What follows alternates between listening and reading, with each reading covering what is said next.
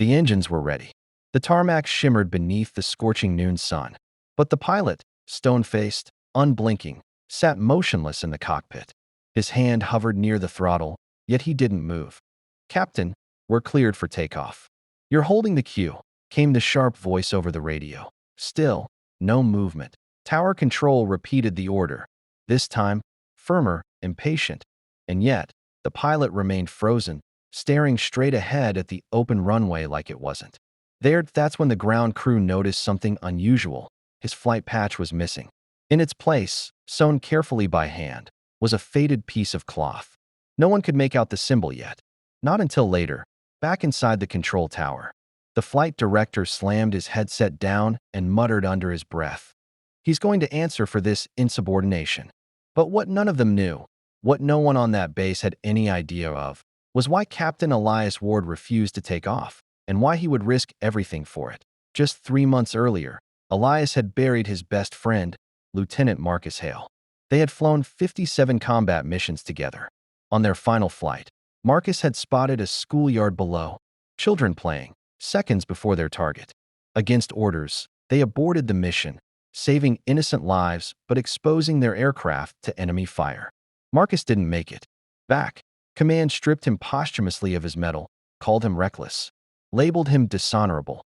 His family was denied burial honors. But Elias? Elias remembered something different. He remembered Marcus's laugh. The way he kept pictures of his twin daughters taped to the dash. The way he whispered a silent prayer before every flight. Not for himself, but for the people on the ground. When Elias returned home, the medal on his chest felt heavier than ever. And today, they were assigning him the same mission. Same target. Same location. The patch sewn to his flight suit. It wasn't regulation. It was Marcus's. And Elias wasn't going anywhere. A low murmur began spreading through the base as technicians paused, heads turning toward the runway. The second-in-command stormed toward the aircraft, veins visible. On his neck, fury pulsing in every step. "You're ordered to take off now, Captain. You have 30 seconds, or you're done." Elias unbuckled slowly and climbed down from the cockpit. His boots hit the concrete with a thud that felt louder than the roar of engines. Then he walked, calm, steady, toward the officer and whispered just 7 words. "I don't fly over children. Not ever." The silence that followed was deafening.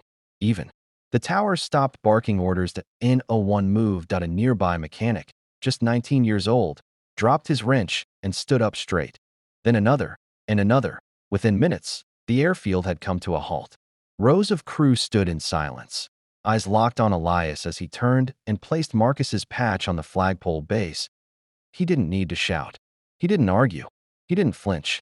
"Sometimes," he later said, "the quietest stand makes the loudest echo."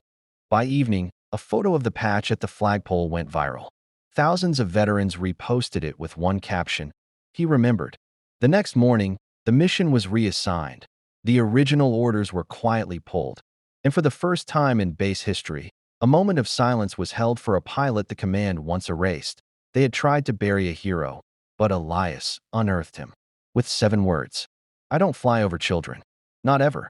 Sometimes honor isn't in obedience, it's in remembrance.